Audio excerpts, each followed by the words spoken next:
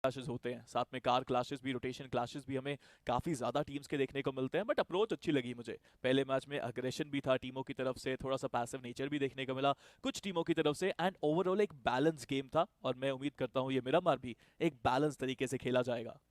देखते हैं मिरामार का ये मुकाबला, बट ऑल स्टार मैं उनसे भी बड़ा खुश हूँ जिस तरीके से सर्वाइवल गेम उन्होंने खेला है। 8 टोटल अंक उन्होंने अर्जित करे थे एक सिंगल मुकाबले में। पिछला ही मुकाबला था उनका जहां मात्र सर्वाइवल के लिए ही वो गए और उनके लिए वो चीज़ वर्क भी किया 8 टोटल अंकों के साथ। बड़ा अब देखना ये है कि जेनेक्स एफएम या फिर जीएक्सआर, चलिए जीएक्सआर की वो स्क्वाड है ऑल स्टार वर्सेस जीएक्सआर, इनकी जो फाइट है वो हमें देखने को मिल सकती है। बट वीएसटी निकल चुके हैं और सर्कल ठीक ठाक, उतना भी ज़्यादा हार्ड किसी भी टीम पे नहीं, आसानी से पहुंचा जा सकता है सर्कल के अंदर। टीम गॉड लाइक अपने डिसाइडेड ड्रॉप पे जा चुके हैं, उनके आसपास आयन इसकी स्क्वाड रहेगी। फेथ की स्क्वाड का पिछला मुकाबला अच्छा बिल्कुल भी रहा नहीं है और मैं उम्मीद करता हूं कि यहां से वो शुरुआत अपनी अच्छी करें। बट एलजी उनको भी देखना है, कहां वो पहला मुकाबला जब खेलने आए थे राउंड 1 में जीते थे। रैंगल का, क्या बढ़िया खेल के गए।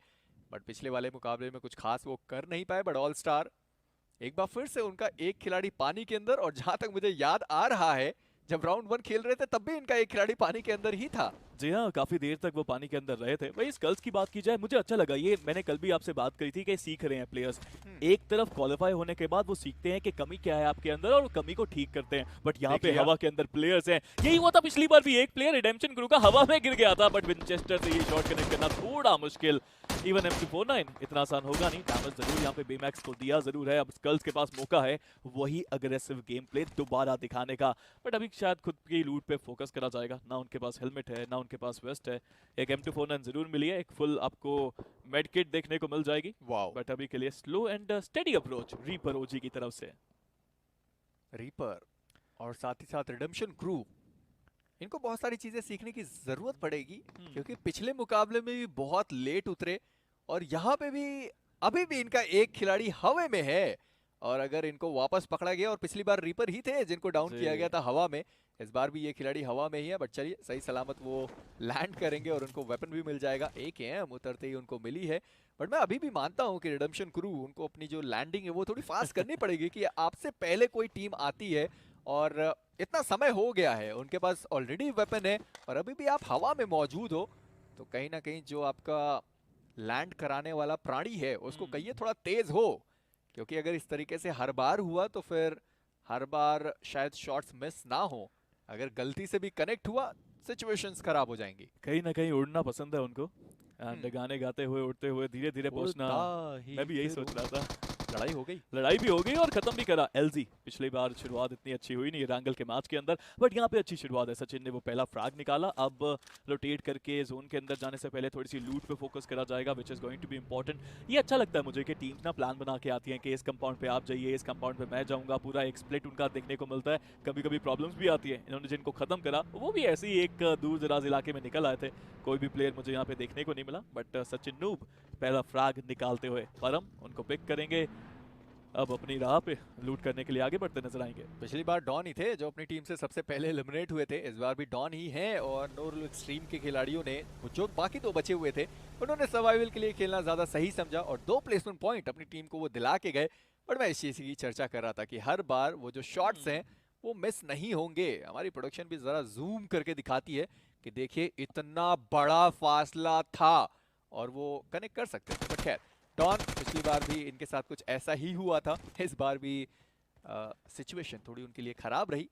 हिस्ट्री रिपीट होती है ऐसा कहा जाता है, जी। बट ऐसा हर बार प्लेयर के साथ ना हो तो ज्यादा बेहतर। Team God like S power पिछले मैच में छा से गए जहां वो एक बार अपनी टीम को बचाने में उन्होंने कामयाबी हासिल करी। जी। वापस वो अकेले बचे हुए थे, वहां पे भी एक ग्रेनेड से 2 खिलाड़ियों को उन्होंने डाउन किया था व्हीकल ब्लास्ट में, बट उससे पहले ही उनकी तरफ एक ग्रेनेड आया, समाप्त कर दिए गए।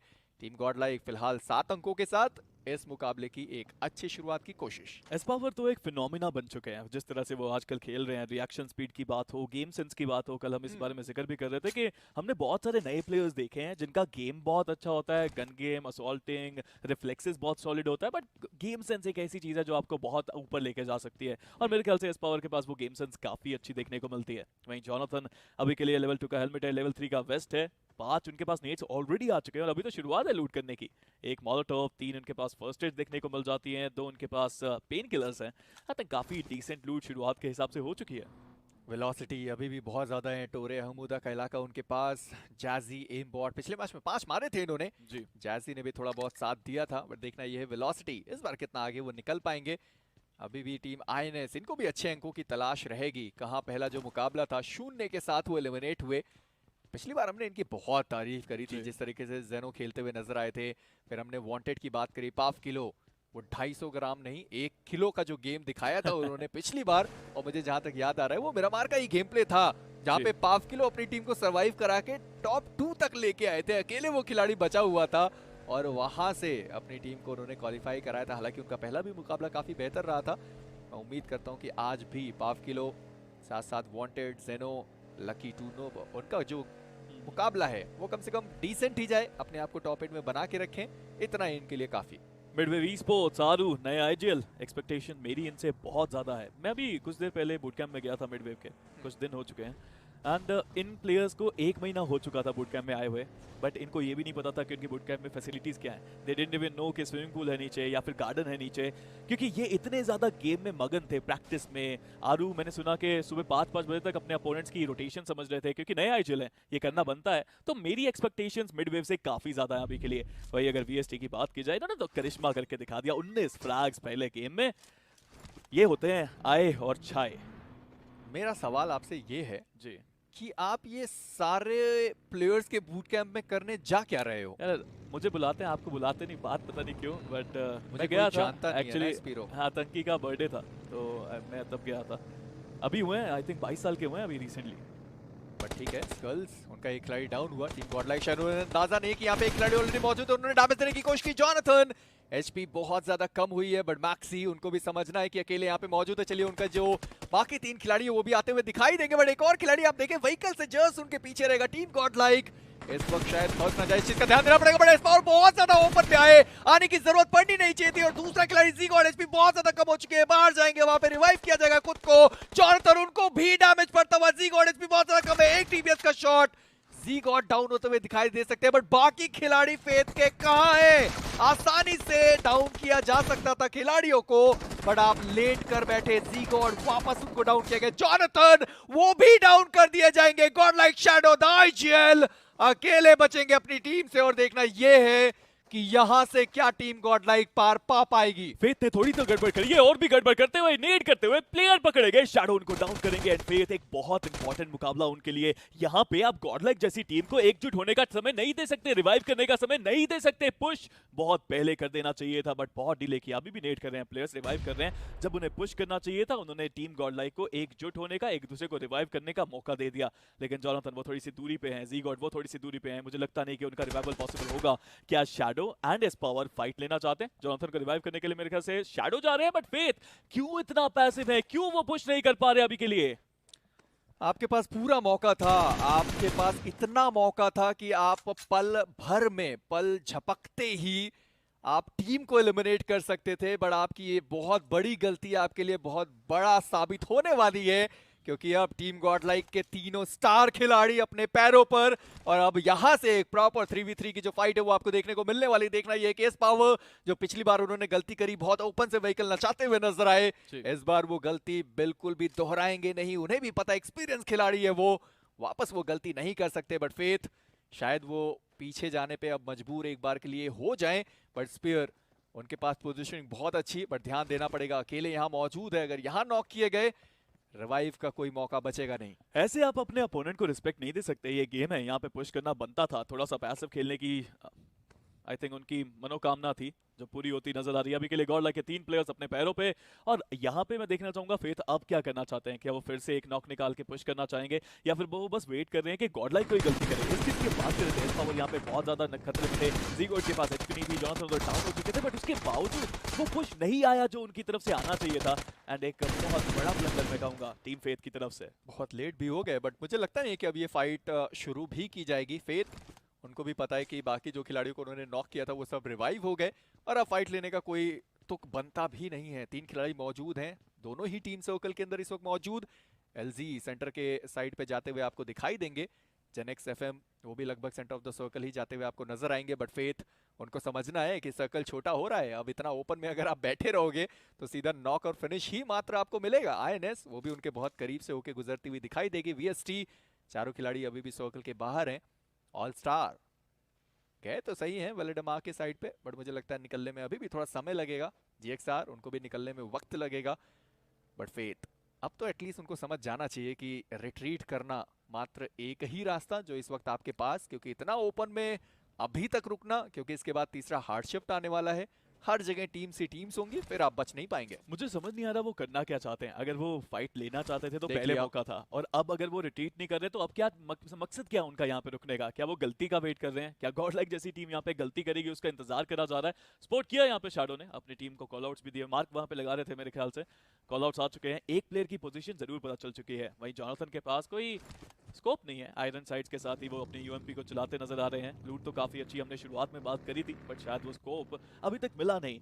अगर गाड़ी को भी बचा लिया, वो कवर में भी ले आए, मतलब इतना आराम से हो चुका है। फेथ का एक प्लेयर फ्लैंक कर चुका है, ये एक इंपॉर्टेंट फ्लैंक रहेगा। यहाँ से अगर नॉक निकलता है तो पुश करने की संभावनाएं बन सकती हैं फेथ के लिए। चलिए छोड़ देते हैं अब इस फाइट को, क्योंकि मुझे नहीं लगता ये फाइट होने वाली है। बाकी टीम्स की बात करते हैं। टीम जीरो, पिछला मुकाबला उनके लिए भी अच्छा रहा नहीं था, वहीं पे नोरुल एक्सट्रीम करेंगे विक्सकी को डाउन, बट एस पावर एक बार फिर से व्हीकल लेके वो निकले जरूर है, बट स्टोनी उनको भी डाउन किया जाएगा। जेनेक्स एफएम एक अच्छी शुरुआत की तलाश थी, वो उनको मिल चुकी है, और इसी के साथ सचिन नब उनको भी डाउन किया गया। शैडो जी बहुत ज्यादा ओपन में थे, एल्फी शॉट्स ना दे उनके लिए वही बेहतर, क्योंकि उनकी पोजीशन अभी तक रिवील्ड नहीं है।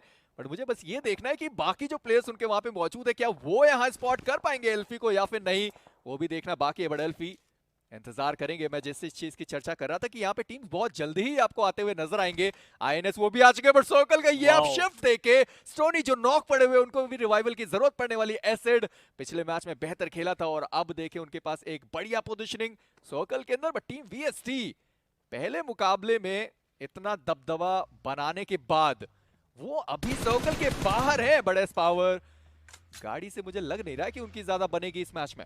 शैडो थे वो जिनको यहाँ पे शॉट्स आए, थोड़ा सा पीछे जाते नजर आएंगे। अच्छा कॉल है मेरे ख्याल से, तीनों प्लेयर्स रिट्रीट करेंगे। यहाँ पे जोन को प्रायोरिटी देना इंपॉर्टेंट है, बट शैडो जाते जाते वो पीछे बैठा हुआ प्लेयर शैक के अंदर नॉक जरूर निकालेगा शैडो के ऊपर। मैं देख रहा था आईएनएस के प्लेयर्स वो भी काफी करीब से गए, बट उन्होंने बिल्कुल भी फाइट में एंगेजमेंट दिखाई नहीं, चले गए जोन के अंदर। एंड यही होना चाहिए कि आप जोन को प्रायोरिटी देंगे तो फायदा मिलेगा। बट मैं आईएनएस की बात ही कर रहा था, बहुत करीब है अभी भी। शैडो का फ्रैग चुराया भी जा सकता है और रिवाइव भी हो सकते हैं अगर देखा जाए, स्मोक कर दिया जाए तो आसानी से रिवाइवल पॉसिबल हो पाएगा, क्योंकि अब आईएनएस वर्सेस टीम फेथ की जो फाइट है वो आपको देखने को मिलेगी। शैडो आसानी से रिवाइव कर दिए जाएंगे। आपको देखिए हर बार मौका नहीं मिलेगा, और ये बैटल रॉयल गेम है, यहाँ पे तो आपको तुरंत इंस्टेंट निर्णय बनाना होता है कि ये चाहिए या नहीं चाहिए, बताइए वो चीज। बडेल्फी उनके सामने मौली आके गिरा, अच्छे समय पे उन्होंने स्मोक किया था और जितने भी ओपनिंग्स थी सब बंद कर दी गई। बट शैडो आसानी से रिवाइव किए जाएंगे। टीम गॉड लाइक अपना जो सफर है वो 3 खिलाड़ियों के साथ आगे बढ़ाते हुए दिखाई देंगे। बट वांटेड एक और ग्रेनेड, और वो ग्रेनेड भी आगे निकल जाएगा, क्योंकि वो जो स्मोक एल्फी ने किया था उस चीज का फायदा इनको हो रहा है। बट टीम आईएनएस उन्हें भी समझना पड़ेगा कि यूटिलिटीज सर्कल के बाहर व्यर्थ करना बिल्कुल भी समझदारी का काम नहीं। काफी फ्लाइट मोड पे वांटेड की बग्गी चली गई थी, बट शैडो खैर उनको रिवाइव कर दिया गया। और अब 3 खिलाड़ियों के साथ टीम गॉड लाइक एक बार फिर से तैयार। जी हाँ, टीम माइनस भी यहाँ पे इग्नोर करके जोन में जाएंगी। मेरे को समझ नहीं आ रहा, फेथ को समझना चाहिए कि नॉक करने के पॉइंट्स आपको नहीं मिलते हैं। फिनिश अगर आप निकालेंगे प्लेयर्स को तभी आपको पॉइंट मिलेंगे। वो अग्रेशन मिसिंग है, वो कमिटमेंट मिसिंग है एक फाइट के अंदर। बट चलिए ये उनकी स्ट्रैटेजी है, देखते हैं पैसिव अप्रोच उनको कितने ज़्यादा पॉइंट्स इस मैच में दिला पाएगा। वहीं टीम आईएनएस अच्छा डिसीजन मेरे ख्याल से, क्योंकि उनको भी पता सामने कोई कुछ कर नहीं रहा, वो ना पीक कर रहे हैं ना बाहर आ रहे हैं, स्मोक करके बैठ गए हैं। तो that was a good one कि वो भी अब जोन को प्रायोरिटी दे। एंड ये मॉन्स्टर ट्रक को जो अंदर घुसाने की कोशिश करी गई है, that was good. Team God like भी जोन के अंदर अपने आप को पाएगी। बट वहीं अगर बात की जाए मिड वेव की, एक प्लेयर विक्सकी को वो गवा चुके हैं और 3 प्लेयर्स के साथ अब खेलते नजर आएंगे। देखिए मुझे लगता नहीं है कि शैक को हक की जरूरत थी, लेकिन मॉन्स्टर ट्रक से जो हक दिया गया है शैक को, मैं ड्राइवर का नाम जानना चाहूंगा, कैसे उन्होंने वो गाड़ी मॉन्स्टर ट्रक को सीधा इसके ऊपर चढ़ा दिया है। बड़े सेट पिछला मुकाबला इनके लिए बहुत ही अच्छा रहा।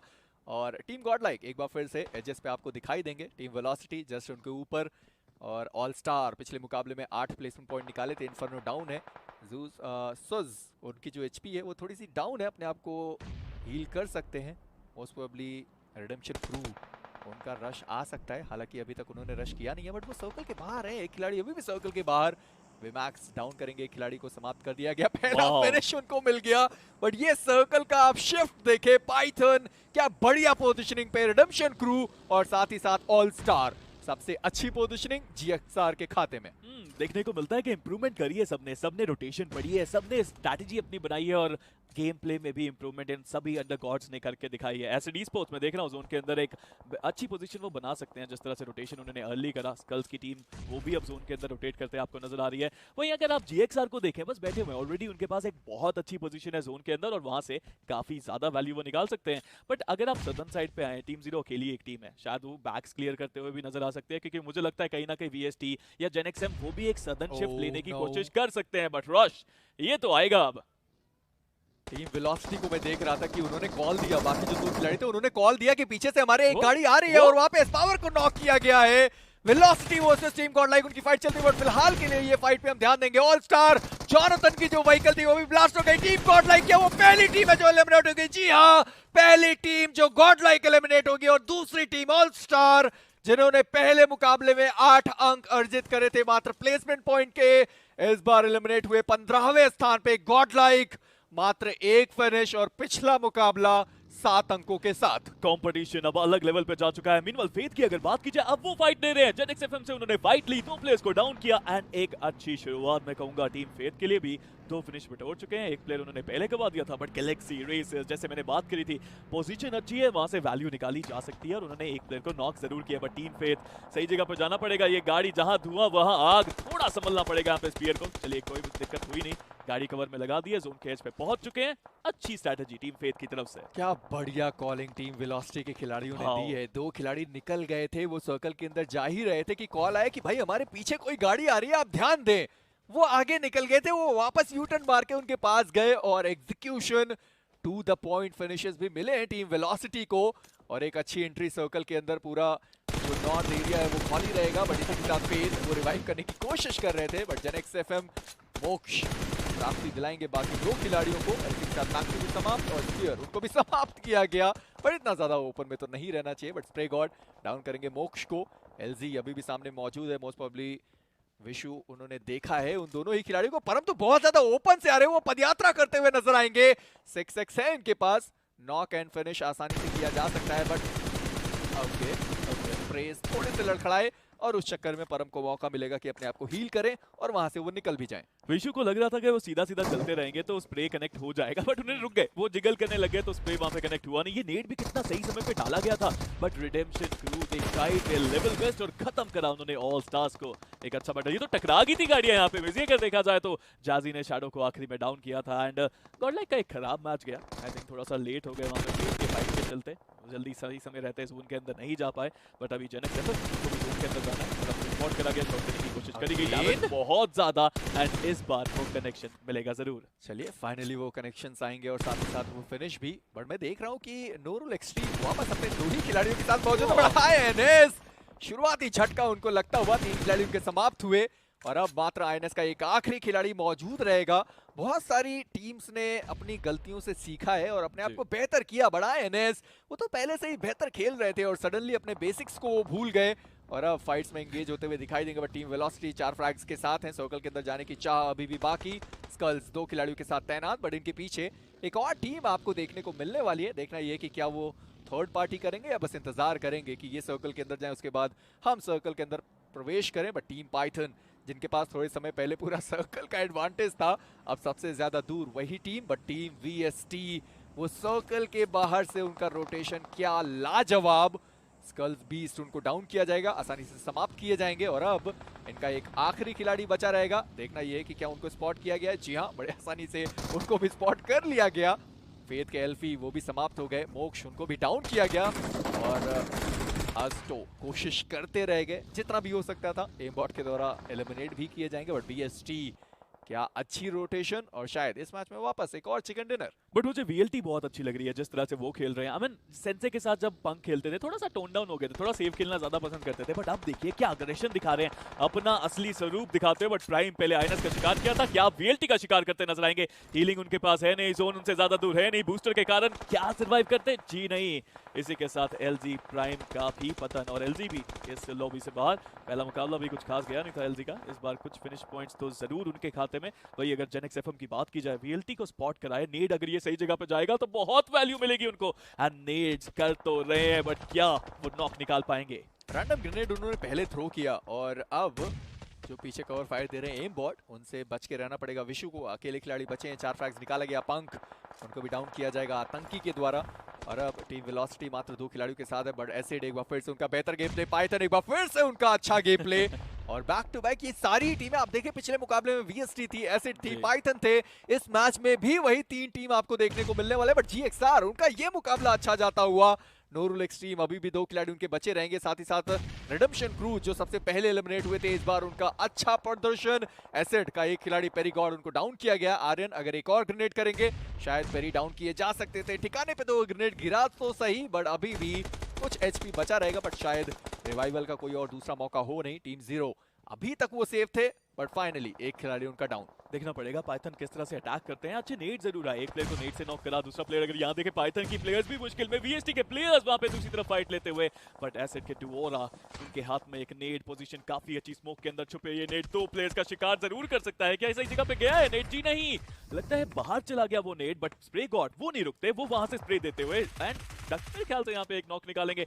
पाइथन पूरी तरह से बैकफुट पे, spray God with 4, he is unstoppable. 2 matches में लगातार स्प्रे गॉड ने अपना जैसा नाम वैसा काम जरूर करके दिखाया है। डक वहां पे अपने ही खिलाड़ी को उन्होंने डाउन कर दिया था व्हीकल ब्लास्ट में, अदरवाइज ये फाइट बहुत आसानी से टीम पाइथन जीत सकती थी। बड़ा उनका मात्र एक खिलाड़ी मौजूद रहेगा, एक खिलाड़ी मौजूद है, उन्होंने स्प्रे गॉड को डाउन किया। स्पर्श बड़े आसानी से उस आखिरी खिलाड़ी को डाउन करेंगे। आर्यन समाप्त। टीम पाइथन इस मुकाबले में 9वें पायदान पे बाहर। बट क्या बढ़िया जो फाइट्स है वो चलती है। बट मुझे लगता है कि वहां पे आरसी का एक खिलाड़ी था जो फिनिशर थे वो चुरा गए, बट नोरुल एक्सट्रीम उनका भी एलिमिनेशन देखने को मिलने वाला है जीएक्सआर के द्वारा। बट इसी के साथ रिडेम्पशन क्रू उन्होंने वहां पे फ्रैग्स चुराए हैं और वीएसटी अभी भी 4 खिलाड़ियों के साथ। सबसे बड़ी बात की 6 टोटल फ्रैग्स और जोन का बढ़िया एडवांटेज। बहुत ही आसान तरीके से 2+2 का स्प्लिट भी उनके पास है, आराम से जोन के अंदर जा सकते हैं। अब एक अच्छा चैलेंज मैं चाहता हूं कि वीएलटी और वीएसटी के बीच में देखने को मिल जाए, that would be awesome. But बहुत ज्यादा टीम्स है, गैलेक्सी रेसर्स, उनको भी अब जोन की तरफ अपना सफर तय करना है। अभी भी समय है अगर देखा जाए, बट जोन आ रहा है और अपने प्लेयर को मैं देखूंगा रिवाइव करेंगे। चलिए रिवाइव तो वो हो गए हैं और उनको फील करके उनका सफल है वो तय करना है। बट ये क्रिश स्प्रे करते हुए मॉडल के ऊपर, क्या मॉडल यहाँ पे हार पाएंगे? बट मिड वेव, एक गाड़ी 2 शिकार, एक झटके में 1 2 3 मिड वेव गायब। काफी तेज डिलीवरी रही है वेलोसिटी की, बग्गियों का इस्तेमाल मिड वेव नहीं कर पाएगी क्योंकि वो एलिमिनेट हो चुके हैं। बट टीम वेलोसिटी व्हाट, उन्होंने जीएक्सआर को भी एलिमिनेट कर दिया। टोटल 13 फ्रैग्स उनके पास है, एम बॉट 6 फ्रैग्स के साथ। रिडेम्पशन क्रू शायद उनका भी पतन होता हुआ आखिरी खिलाड़ी मौजूद रहेगा, बट देखना ये कि मिड वेव उनके साथ क्या हुआ। पर उससे पहले जीएक्सआर एम बॉट जिस तरीके से उन्होंने खेला है बैक टू बैक X12 के इतने बढ़िया फटके उन्होंने लगाए हैं। बट रिडेम्पशन क्रू अभी भी 2 खिलाड़ियों के साथ है। एसिड उनका एक खिलाड़ी हील बैटल करता हुआ दिखाई देगा। टीम वेलोसिटी अभी भी 3 खिलाड़ियों के साथ। वीएसटी क्या बैक टू बैक ये दूसरा उनका चिकन डिनर होगा? अभी तक तो यही लग रहा है क्योंकि उनके 4 खिलाड़ी मौजूद हैं और रिडेम्पशन के 2, ये अकेले खिलाड़ी मौजूद थे। प्ले जोन के बाहर समाप्त हो जाएंगे। वीएसटी 8 के साथ, 3 टीम 9 खिलाड़ी एक बार फिर से इस मिरामार के मैदान में। नंबर गेम एडवांटेज पूरा का पूरा वीएसटी के पास है, दे हैव 4 प्लेयर्स। वहीं अगर वीएलटी की बात की जाए, उनके पास केवल 3 प्लेयर्स बचे हुए आपको देखने को मिलते हैं। रिडेम्पशन क्रू 2 प्लेयर्स, बट वो अभी के लिए जोन से बाहर हैं और मुझे लगता नहीं कि वो जोन के अंदर आ पाएंगे। रीपर ओजी हील बैटल शुरू कर दिया। सीरी की अगर बात की जाए, जैसे ही खड़े होंगे मेरे ख्याल से शॉट्स उनके ऊपर आ सकते हैं, उनको भी क्रिश के द्वारा डाउन किया जाएगा। अब समय ये है रीपर को देखने का कितने फर्स्ट एड उनके पास है, बिकॉज वो लेके आ सकते हैं सेकंड पोजीशन अपनी टीम के लिए। पर आप देखें कि पहला जब मुकाबला खेलने आए थे रिडेम्पशन क्रू सबसे पहले एलिमिनेट हुए थे जी, और वेलोसिटी के हाथों ही वो एलिमिनेट हुए थे। और वेलोसिटी अभी भी यहाँ पे बरकरार है और साथ ही साथ रिडेम्पशन क्रू वो भी मौजूद रहेंगे। पर ध्यान देना है उनको क्योंकि व्हीकल पे डैमेज पड़ रहा था। और इसी के साथ क्या वो एम बॉट थे? जी हाँ, वो एम बॉट थे जिन्होंने वो फ्रैग निकाला। एम बॉट ये तो कुछ अलग तरीके का जो गेम प्ले है वो एमबॉट का देखने को मिलता है। और वीएसटी उन्होंने रश किया, फाइनली एक और रश आता हुआ टीम वेलोसिटी के ऊपर। एक और खिलाड़ी वहां पे मौजूद था, गबर एक ग्रेनेड करेंगे, पंक को डाउन किया, इमॉर्टल डाउन किए गए। एमबॉट वो बस रिवाइव होके जस्ट अपने कदमों पे आए ही थे, उनको भी समाप्त किया गया। वीएसटी बैक टू बैक ये दूसरा मुकाबला जहां वो करेंगे विनर विनर चिकन डिनर और साथ में टोटल 12 फ्रैग्स। वीएसटी कह रहे हैं कि हमको 6 मैचेस नहीं चाहिए, चाहे 50 का कट हो चाहे 45 का कट हो। डर नहीं खोला था इस बार, एक उनके पास रहेंगे और बहुत बदलाव है ओवरऑल स्टैंडिंग में। ये बदलाव आपको देख 61 अंक उनके पास बेहतरीन तरीके से। एसडी स्पोर्ट्स 42 अंक है उनके 2 मैचेस के अंदर। वेलोसिटी गेमिंग 34 टच करना ही चाहिए, but all stars second match कुछ खास इनका गया नहीं, केवल 8 अंक इनके टोटल देखने को मिलते हैं। टीम गॉड लाइक 2 मैचेस में 8 अंक इनके पास, इनको भी अब बकल अप करना पड़ेगा। एलजी ऑफिशियल जैसे मैं कह रहा था